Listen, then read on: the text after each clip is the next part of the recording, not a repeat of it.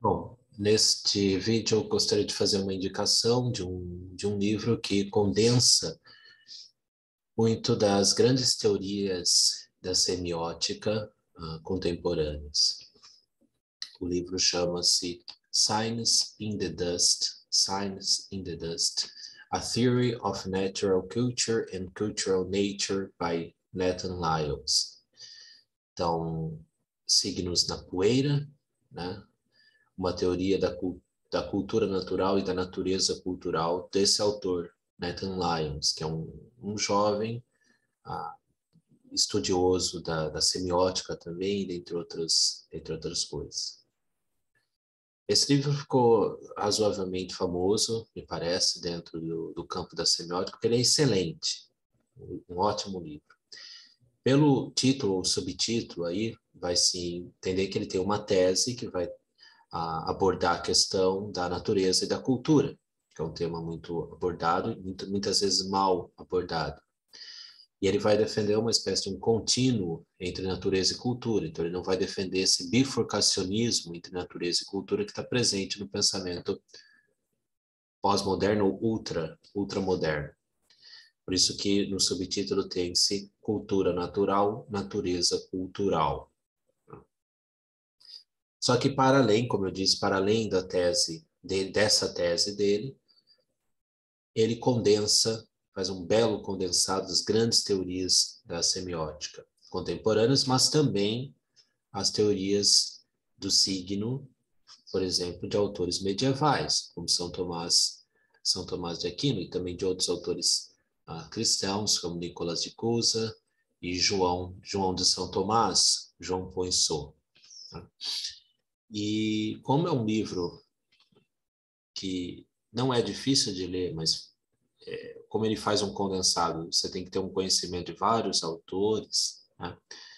Eu não conseguiria fazer um resumo do livro sem ler novamente com mais atenção, fazendo mais anotações, mas para isso, então, para essa indicação e meio que um resumo do livro, eu vou usar um texto de um autor chamado Diarmuid Finnegan,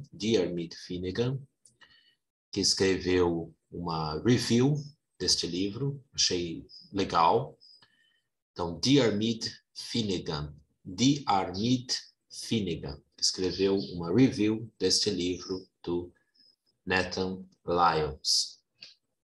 Mas antes de meio que traduzir esta review, eu quero ler um pouco na descrição do livro. Eu encontrei uma descrição que eu sou membro também do Lyceum Institute, e o Brian Campbell, que é o dono criador desse projeto, Lyceum Institute, desse instituto, ele colocou uma descrição que eu achei interessante para iniciar. Então, nessa descrição, não sei se foi escrito, acho que não foi escrito pelo Brian Campbell, foi escrito provavelmente na descrição do próprio livro, do Signs in the Dust, mas eu não me lembro agora exatamente quem escreveu essa descrição.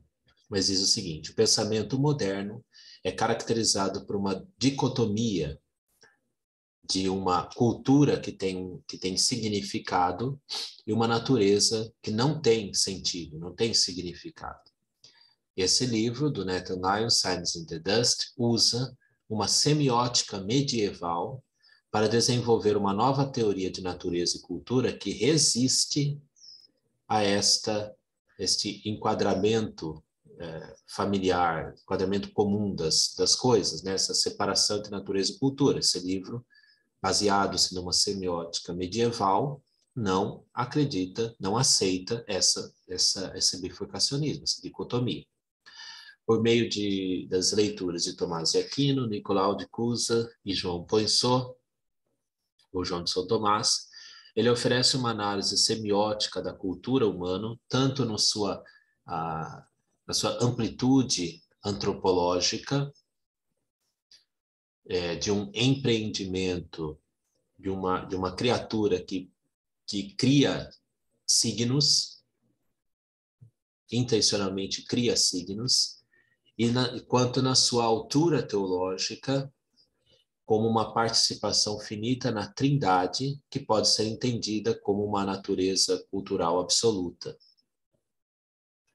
Signs in the Dust, então, estende, amplia este entendimento da cultura humana, traz de volta este entendimento da cultura humana para a natureza profunda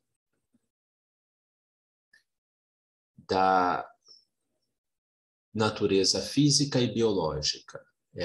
Ele coloca a biosemiótica das suas fontes medievais junto com a filosofia do hábito de Felix Havason. Então ele lida também com a biosemiótica e nisso ele vai pegar a teoria do hábito, né, da filosofia do hábito desse autor chamado Felix Havason, em diálogo com a síntese, com a Extended Evolutionary Synthesis, uma síntese evolucionária estendida que está surgindo na biologia contemporânea, para mostrar como todas as coisas vivas participam em semiose, de modo que uma dimensão cultural está presente por meio de toda a ordem da natureza e de toda a história natural. Então, uma dimensão cultural está presente por meio de toda a ordem da natureza e de toda a história natural. Então, você vê que ele vai abordando, como eu disse, é um grande condensado, ele vai desde a dimensão mais epistemológica, da semiótica, vai para a semiótica na biologia, trata da semiótica, a partir daí, a noção de hábito em Felix Havason, trata da teorias da evolução, mais modernas, para apresentar a tese dele de que a dimensão cultural está presente em toda a ordem da natureza, em toda a história natural. Ele também recupera, né, a doutrina das intenções de Tomás de Aquino, intentions in the medium, intenções no meio, para mostrar como a significação pode ser atribuída de um modo diminuído para mesmo uma natureza inanimada. Então, mesmo na natureza inanimada pode-se encontrar esta dimensão do signo, né? Com a implicação ontológica que o ser como tal deveria ser reconcebido em termos semióticos.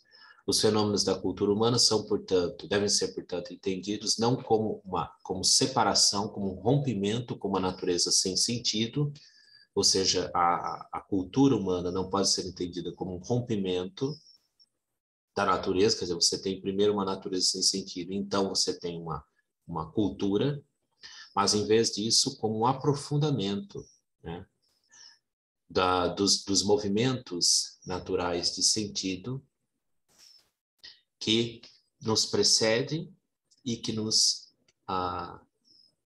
e que está também para além de nós, né? Então, como um contínuo entre natureza e cultura. Contra o divórcio moderno de natureza e cultura, Signs in the Dust afirma que a cultura é natural e a natureza é cultural, e vice-versa.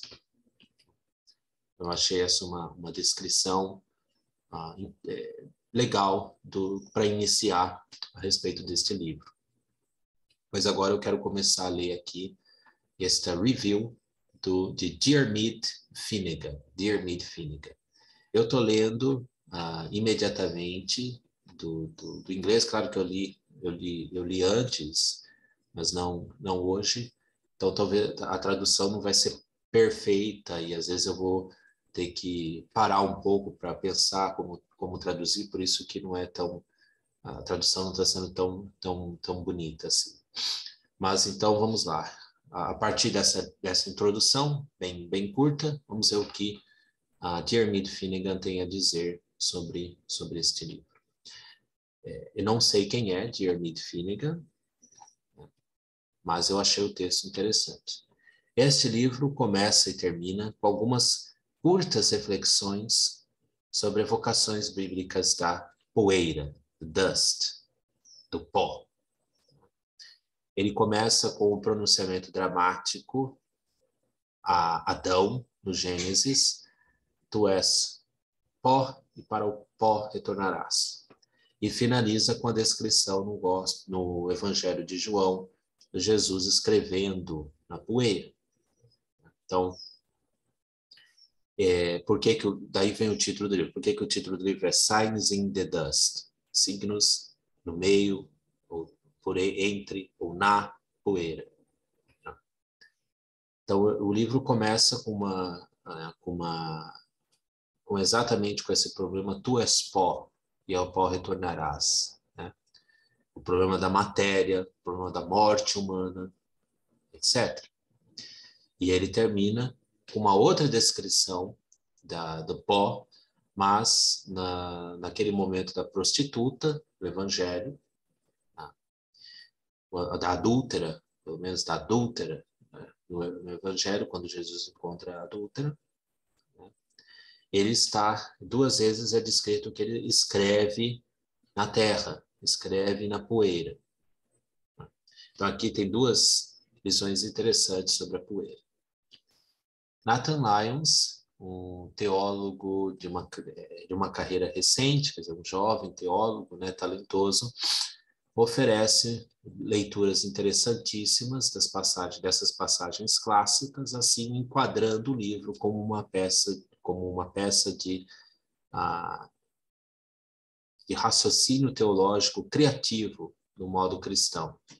O livro, entretanto, é também um trabalho de uma metafísica imaginativa e especulativa, e uma que tem uma intersecção com o assunto. Aí aqui ele vai falar, provavelmente, esse Diarmuid Finnegan é um geógrafo, então ele fala que também tem relação com as preocupações de geógrafos, mas para a gente não interessa isso. A tensão central de Lyon, a afirmação central, a tese central de Lyon é que a natureza é cultural e a cultura é natural, vice-versa. Ele cita Bruno Latour, o autor, né? O Nathan Lyons cita Bruno Latour, que não é um interlocutor constante, mas ocasional no livro, mas importante, né? Então, junto com Bruno Latour, Lyon busca se mover para além da bifurcação de natureza e cultura, que na famosa avaliação de Latour, isso é característica da Constituição moderna. Então, Bruno Latour vai dizer que essa separação entre natureza e cultura é característica da modernidade.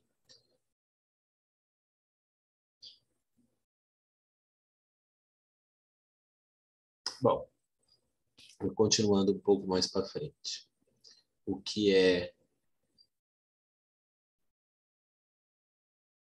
impactantemente novo, são os esforços de Lyon de articular e tentar superar esse binarismo natureza e cultura por meio das teorias do signo encontrada nos escritos de 3 pensadores medievais.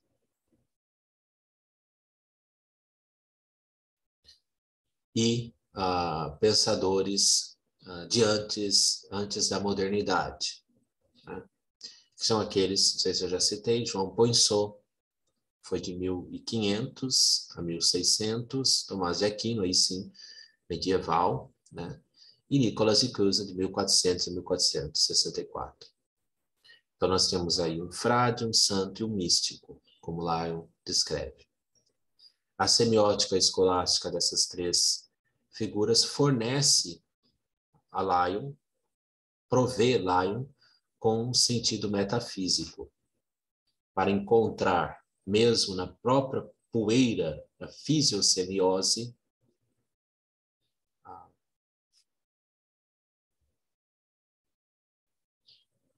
mesmo na própria poeira, uma fisiosemiose. Quer dizer, isso é uma tese, na verdade, mais ligada ao John Dee, que defendia uma fisiosemiose. Então, mesmo na própria poeira, mesmo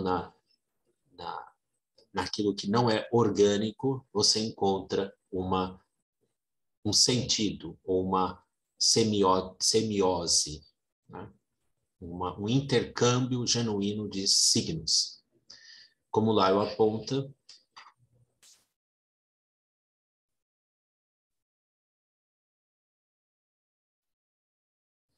Isto não se dá, essa teoria não se dá sem análogos modernos baseados numa ampla variedade de abordagens filosóficas. E aí ele aqui vai pegando algumas abordagens contemporâneas que buscam, de algum modo, mais perfeitamente ou imperfeitamente, realizar isto, né?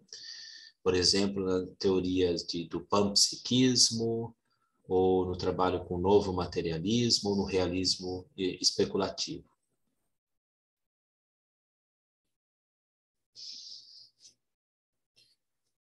Continuando um pouco mais para frente.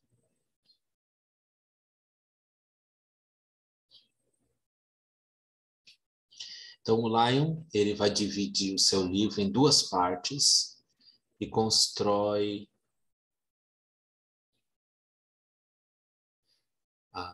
até chegar na sua tese de que há signos na poeira. A primeira e mais curta seção está preocupada com o caráter expansivo da significação humana, que resiste uma estrita divisão entre natureza e cultura, ou entre signos naturais e culturais, ou materiais e mentais. A teoria dos signos, desenvolvida pelo filósofo ibérico e tomista João Poinsot, e também, principalmente, pelo seu conceito de signo customary sign, signo ligado ao costume, né, é usado para articular a afirmação que the meaningfulness of human life is a biocultural production. Então, o significado da vida humana é uma produção biocultural. Então, aqui ele vai abordar a noção de signo de João Poinsot, e João Poinsot, por exemplo, diferente de Santo Agostinho, João Poinsot vai considerar o signo, tanto o signo instrumental, aquilo que nós vemos, observamos, né, aquilo que, dizendo, né, de um modo bem simplório, aquele signo que aparece aos nossos sentidos e que nos leva depois para a coisa, quanto também o signo formal, self-effaced sign, que é o signo, por exemplo, o conceito. Né? O conceito também é um signo.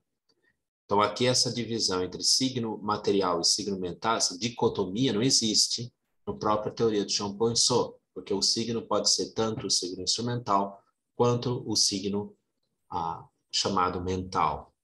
Né?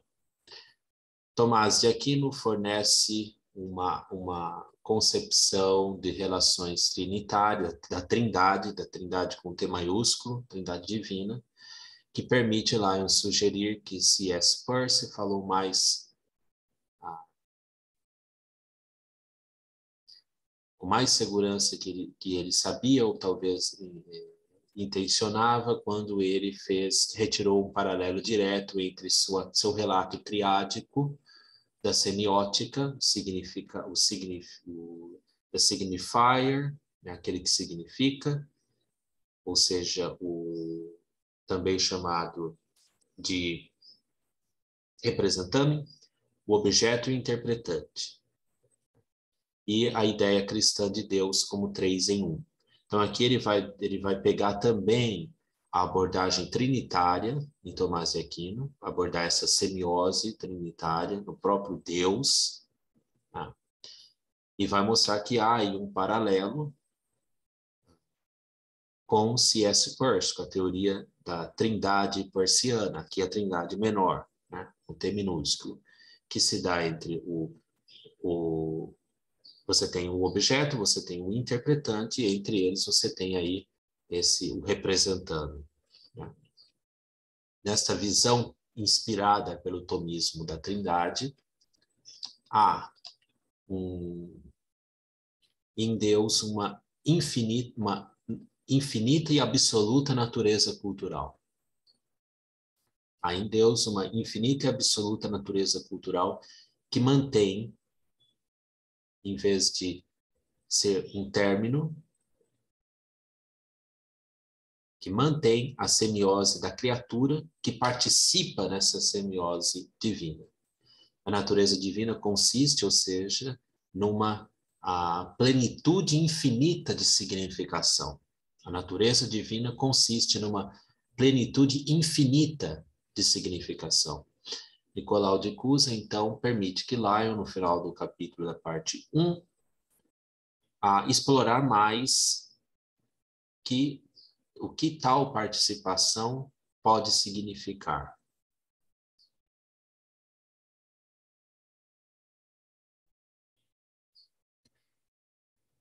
Não com menos respeito a buscar qualquer divisão estrita entre o artífice humano e a natureza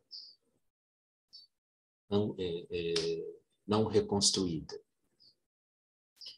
A semiose humana se torna não algo separado da natureza, mas, em vez disso, uma elaboração, uma incompleta e perspectiva, depende da perspectiva, mais ou menos assim, uma elaboração real de uma já natureza cultural.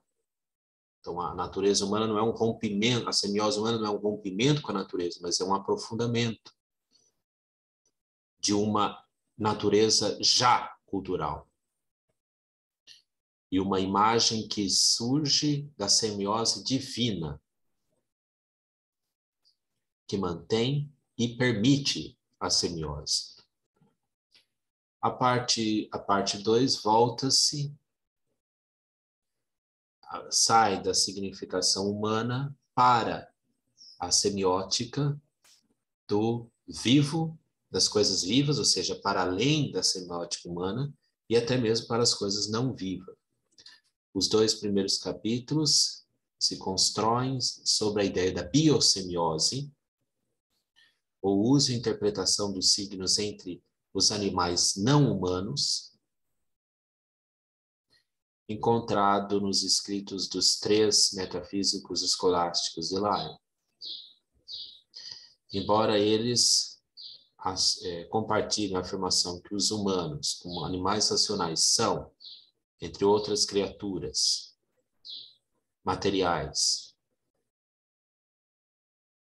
os anjos sendo imateriais, né? Então, embora esses 3 metafísicos que nós citamos veem os humanos como animais racionais, né, que são os unicamente capazes de intelecção, eles também, como Lion afirma, entendem as capacidades perceptuais e sensórias dos organismos não humanos como poderes semióticos. Então, uma semiótica presente no mundo animal também. Eles não eram, em outras palavras, proto-cartesianos. Ao permitir que os animais não humanos participem naturalmente nessa criação e interpretação de significação, a cultura animal surge como uma categoria que tem significado. Lion amplia o seu argumento para engajar-se com o filósofo francês Félix Havaisson, que possuía argumentos neo-aristotélicos ou neo-escolásticos sobre a formação do hábito.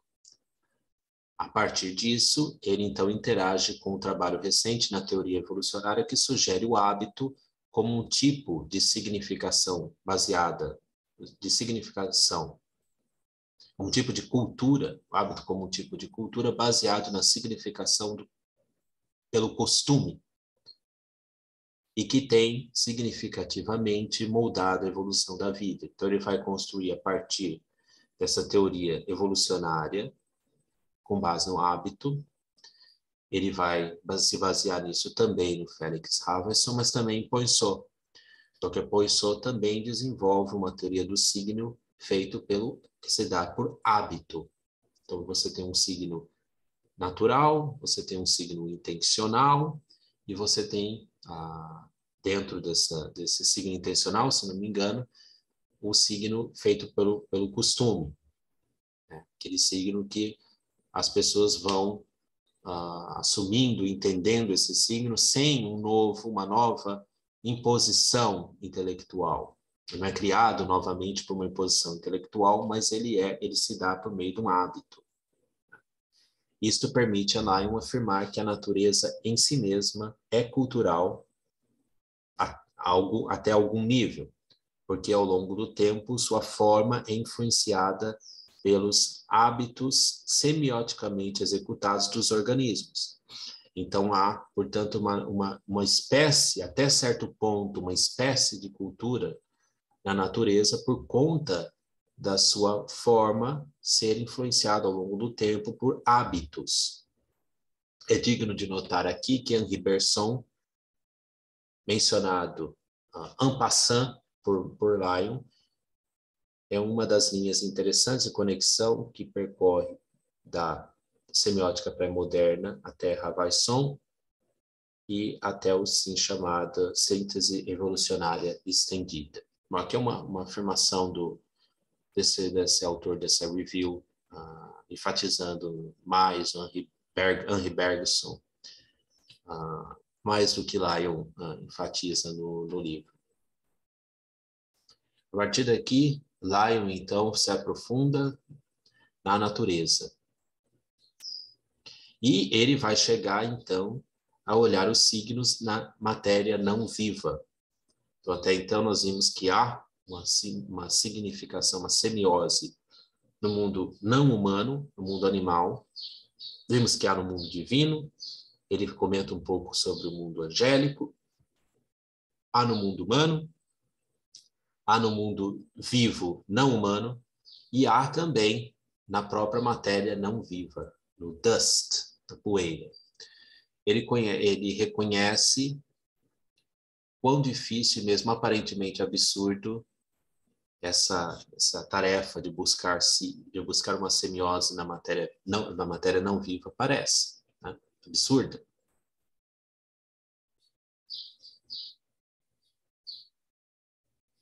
E também porque, certamente, para além das margens confusas da vida, não há, certamente, um interpretante para completar esse processo, o loop semiótico, esse processo semiótico. Então, onde estaria um interpretante naquilo que não é vivo?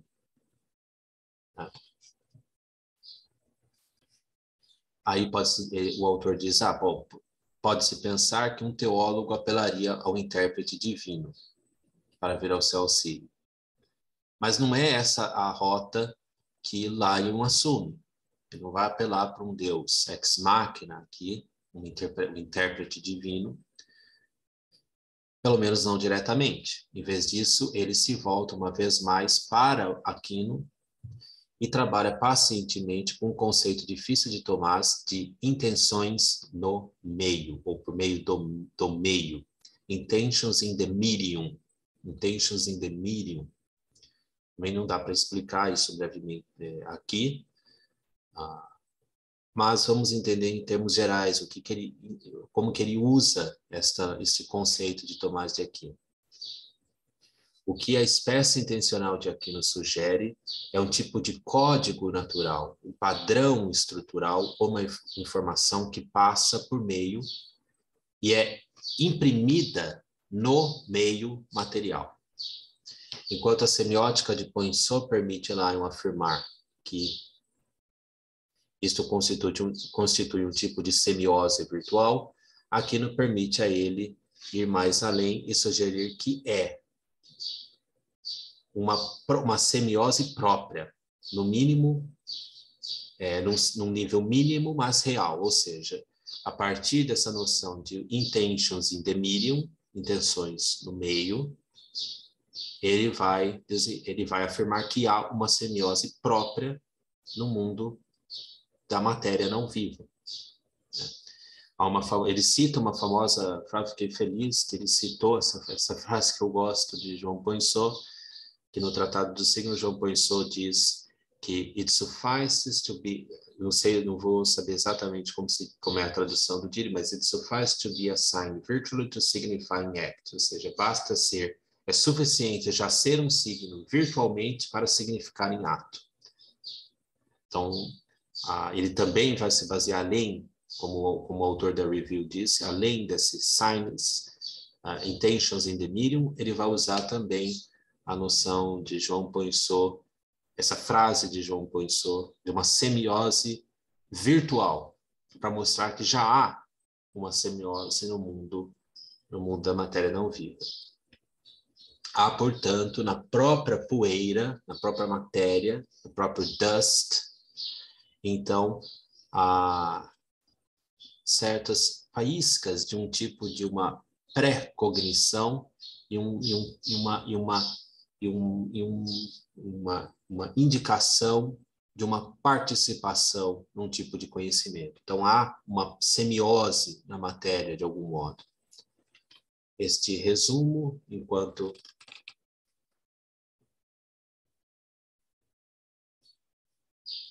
ele está dizendo, então, que este resumo apenas, né, apresenta descuidadamente a explicação de Lyon, que Lyon dá no livro. Mas dá uma indicação do porquê Lyon pode pode afirmar junto com Latour que a significação é a propriedade de todos os agentes e que existência e significação são sinônimos. Existência e significação são sinônimos. Mas, para o final do livro, o Lyon vai citar uma passagem de Norris Clarke, uma belíssima passagem de Norris Clarke, que talvez eu pegue agora, sobre essa passagem da relação entre existência e significação. Então, eu achei a passagem de Norris Clarke. Então, no livro, Lyon diz, esta metafísica semiótica e de fato, esta física semiótica, que surge que já está, de certo modo, em Aquino e Poinsot, leva a uma impactante concepção da existência natural material. Então, aí ele cita essa frase, que eu achei interessante, do Norris Clarke. Então, diz, esta é uma visão metafísica magnífica, não bem conhecida, muito menos bem entendida, para aqueles fora da tradição tomista, talvez nem mesmo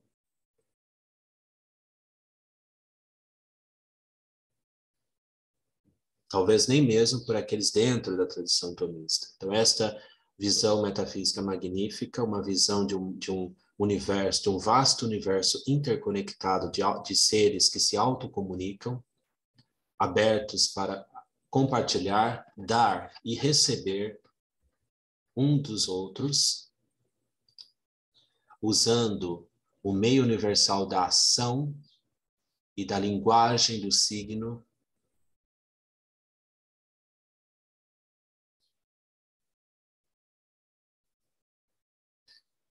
que gera essa interação da linguagem do signo. Então, um universo que se auto comunica, um universo em que a existência e a significação são sinônimos. São sinônimos.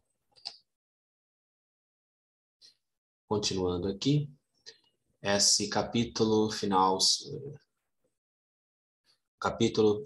substantivo de Lyon faz um argumento sobre por que a cultura material pode ser pensada como uma condição boa e necessária para certos tipos de conhecimento e sentido. O capítulo explora uma formação pré-moderna da bondade da matéria e os benefícios que se devem a um detour through the real, um desvio pelo real, que não se permite, por exemplo, nos seres angélicos e materiais. Então, ele vai também fazer uma defesa da matéria. Talvez eu leia esta parte final, que eu acho que resume bem a ideia, o sabor do livro.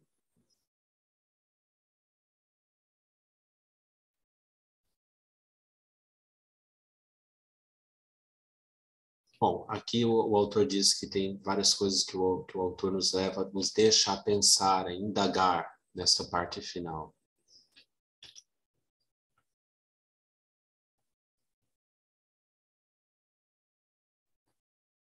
Depois o autor dessa review, ele mesmo vai fazer as relações dele. Mas para finalizar, então, eu gostaria de ler essa parte final do livro de Lyon,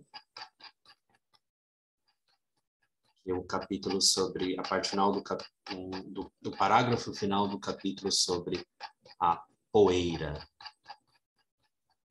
Só um minuto até eu chegar lá.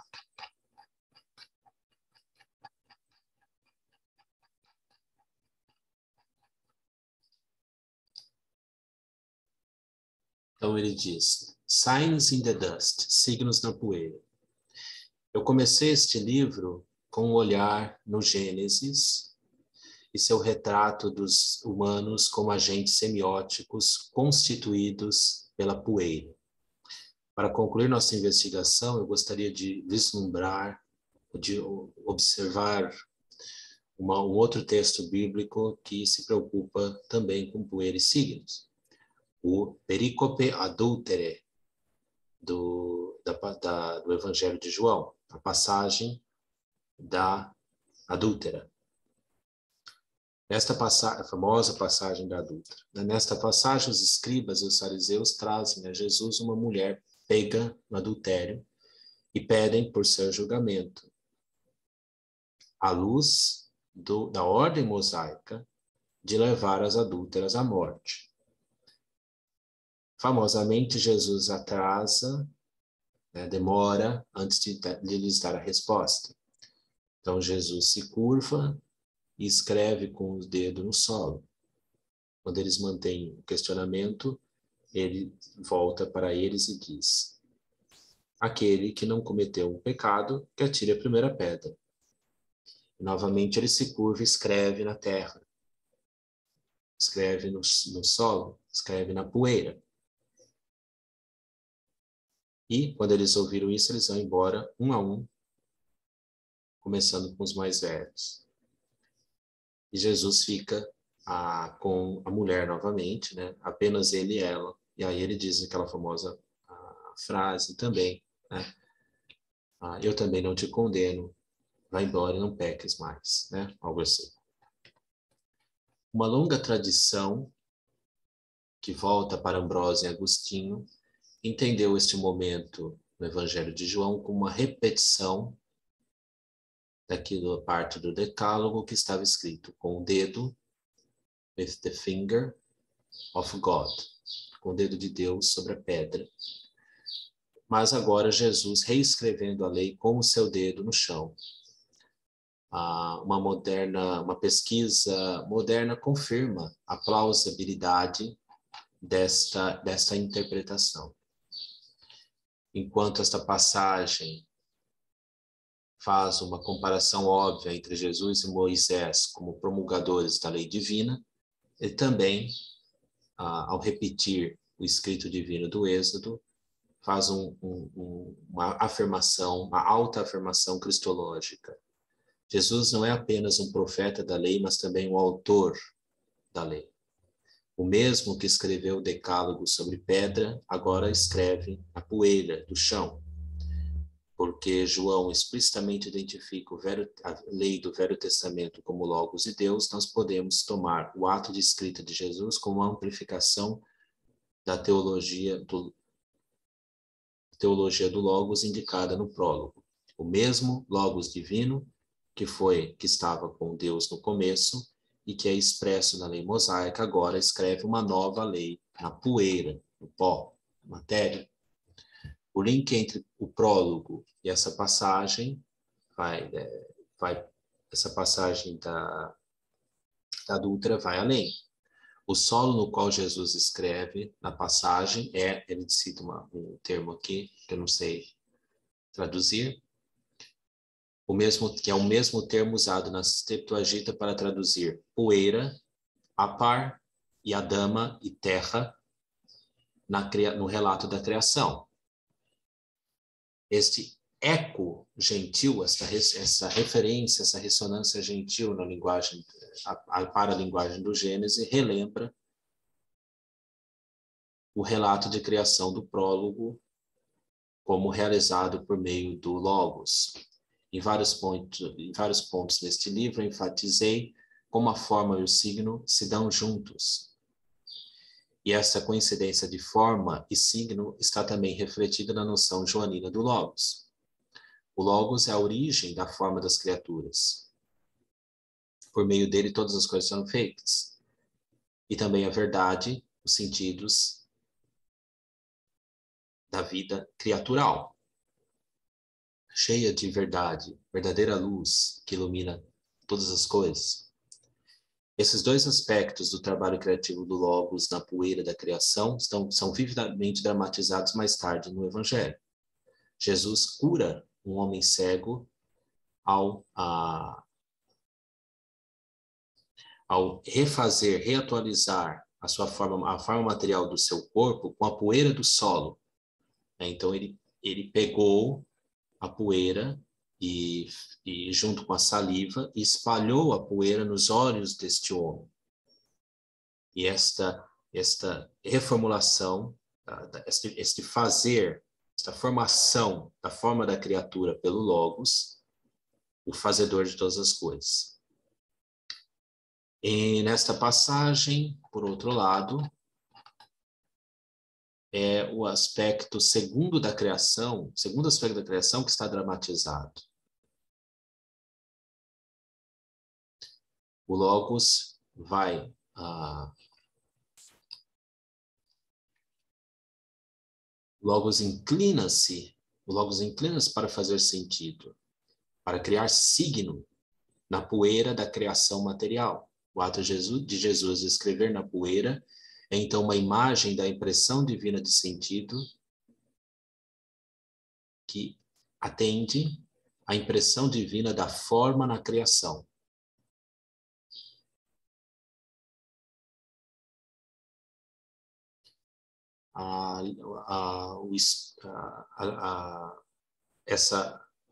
Era contestado o grau de estudiosidade de Cristo quando dizem como esse homem conhece letras sendo que nunca as estudou.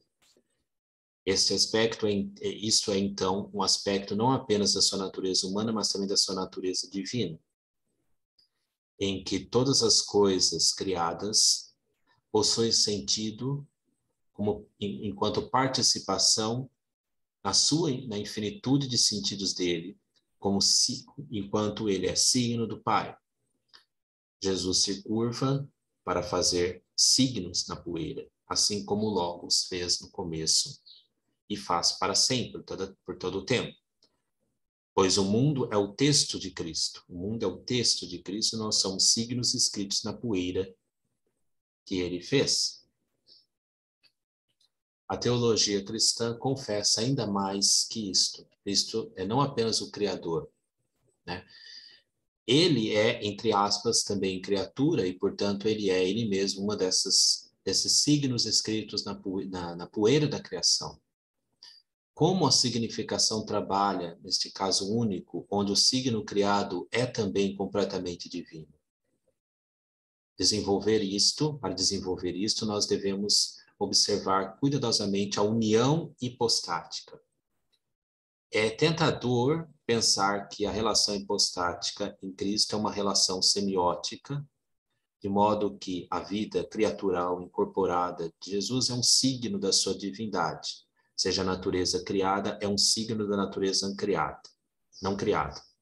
De fato, nós podemos pensar que isto é precisamente o fruto da velha analogia agostiniana entre a encarnação e a fala da criatura. Então, aqui uma passagem de Trinitate. A palavra que soa sem um signo da palavra que brilha interiormente, que luz interiormente. Desculpa, a palavra que soa exteriormente é um signo da palavra que brilha interiormente.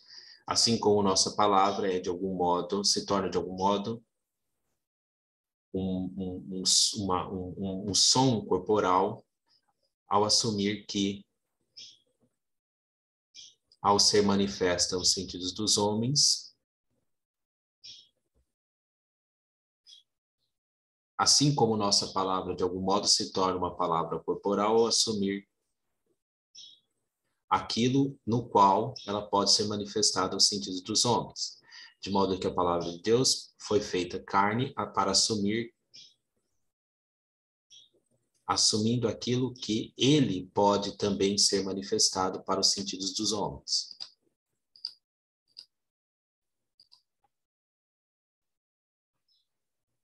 Aquino herda esta analogia com aprovação e Cusa elabora ela num conceito belo da natureza humana de Cristo como um livro vivo no qual o escrito do Pai é inscrito. A escrita do Pai é inscrita. Porque as palavras exteriores são signos da palavra interior, a analogia parece sugerir uma relação semiótica entre as duas naturezas em Cristo, de modo que a natureza criada exterior de Cristo é um signo da palavra eterna interior. Entretanto, este modo particular de interpretar a proposta de Agostinho, ela cai fora, eliminada, por uma desanalogia crucial identificada por Aquinos. Então, ele vai no De Veritate. Enquanto os casos da palavra interior e exterior da criatura e da palavra eterna encarnada, ambos os casos envolvem uma manifestação na ordem material, eles diferem no fato de que a palavra vocal é algo outro que a palavra interior, mas a palavra encarnada é a mesma que a palavra eterna. Ou seja, a palavra encarnada é idêntica com a palavra eterna, enquanto que nas criaturas a palavra interior, que é significada pela palavra vocal, não é identificada com a palavra vocal, já que uma é um fenômeno físico e outra é um fenômeno formal psicológico. E assim a palavra vocal significa alguma coisa outra quando ela significa o mundo dentro do interior do coração. A análise de Aquino aqui usa negativamente a mesma lógica que nós positivamente aplicamos na nossa análise semiótica da relação trinitária. A significação requer uma distinção entre signo e significado, mas no caso da encarnação, a cristologia não permite uma distinção entre a palavra encarnada e a palavra eterna. Partindo aqui de Aquino, para construir a relação hipostática nos termos semióticos, a gente pode cair no risco de dividir, né, a unidade calcedônica de Cristo. A encarnação não é uma matéria de duas coisas separadas, dois supósitos, duas hipóteses, duas entidades que se unem, mas é, pelo contrário, o assunto de uma coisa, um supósito, uma hipótese, uma entidade possuindo duas naturezas, e isto não é, portanto, equivalente à união filial na Trindade, onde duas hipóteses distintas são distinguidas por uma relação que pode, de fato, ser construída em termos semióticos. Agora nós podemos dizer que, enquanto criatura, Jesus é um signo em Deus, do mesmo sentido fraco que todas as criaturas são signos em Deus. Esta é uma relação de signo vertical. Em alguma medida, todas as criaturas significam qualidades invisíveis de Deus, como Paulo afirma nos Romanos. Mas a união hipostática não é simplesmente um exemplo muito lúcido desta significação natural universal. É o solo de uma significação, de um exemplo sui generis de significação.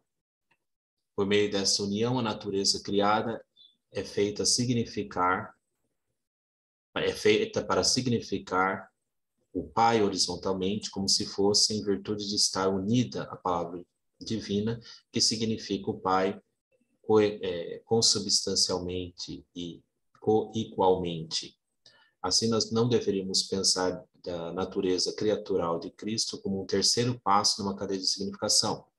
O Pai, que é significado pela palavra, que é significado pela criatura de Jesus. Nós deveríamos, em vez disso, pensar da natureza humana de Cristo enquanto unida ao Logos ao Logos único, que significa tal que, quando nós olhamos para a criatura de Jesus, nós, por fé também, e numa só vez, olhamos para o signo divino, que se refere ao Pai.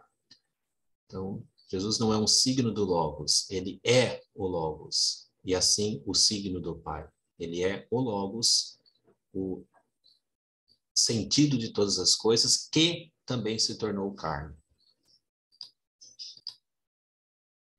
Uma afirmação substancial em jogo neste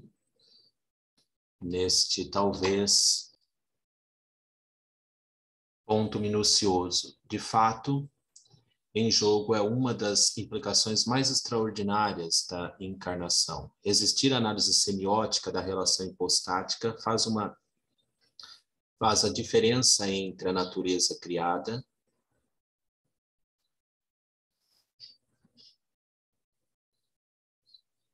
simplesmente apontando para a vida trinitária e a natureza criada que se une à vida trinitária. Isso tem ramificações dramáticas para o status da criação material. Quando o Logos se fez carne, o signo natural se tornou um signo material do Pai como tal. Enquanto que a palavra verdadeiramente significa o Pai, e de modo que agora o Pai é verdadeiramente significado pelo signo material. Quem quer que me viu, viu o Pai. A cultura eterna da Trindade, então, se tornou uma cultura material. A cultura eterna da Trindade, assim, se tornou também uma cultura material. Ao se tornar uma criatura material, o Filho também acerta o destino caído de todas as criaturas constituídas de poeira, ou seja, a morte. To dust you shall return. Deve retornar à poeira. Mas a descida de Cristo na morte sem sentido, na Gólgota, não é o fim. Como Cristo compartilha o destino da poeira, ele também compartilha o destino de Cristo, e na ressurreição de Cristo, a própria poeira é elevada por ele, nele, a uma nova vida. Esta recriação por meio do Cristo elevado, ressuscitado, é uma repetição da criação original por meio do Logos.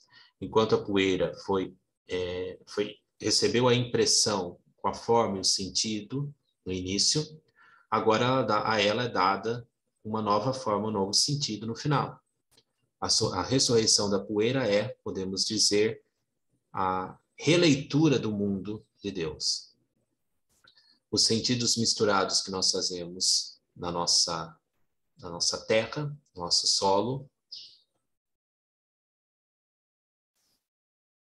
o projeto decaído da cultura é reunido e reinterpretado por meio do renascimento do agora divino, do signo agora divino e criado.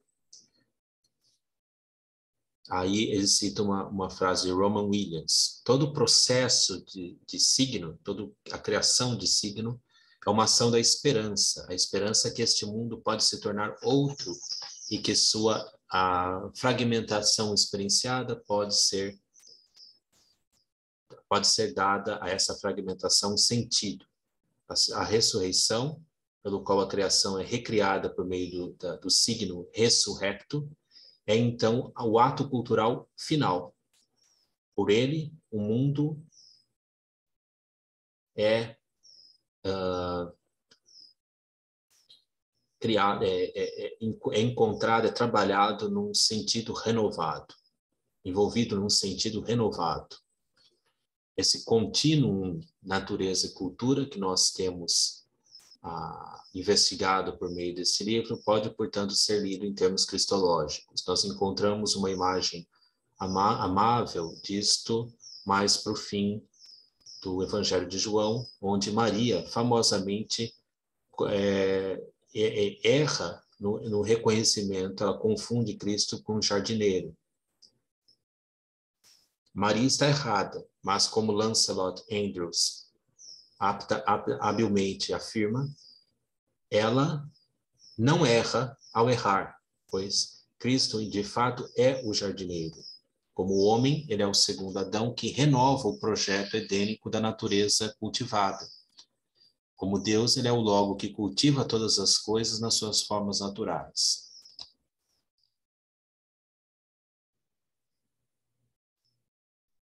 Maria, então, reconhece Jesus. Ela voltou-se e disse para ele, em hebraico, Rabuni, que significa professor. Este título também pode ser tomado num sentido calcedônico, dual, duplo. Como homem, ele é o professor, is the Galilean preacher, o pregador da Galileia. Como Deus, ele é o Logos que ilumina todas as criaturas. Cristo é, então, de acordo com Maria, tanto natural quanto cultural numa só vez. Jardineiro da natureza, professor da cultura, e a interpretação dupla dela é um belo fim, um fim adequado para essa investigação na poeira e nos signos que nós perseguimos, nós buscamos ao longo do livro. Natureza e cultura, esse espectro único de signos na poeira, signos no pó, encontra sua origem e destino em Cristo, the most meaningful of all signs in the dust, o mais significativo de todos os signos na poeira. Assim termina o livro belíssimo de Nathan Hines.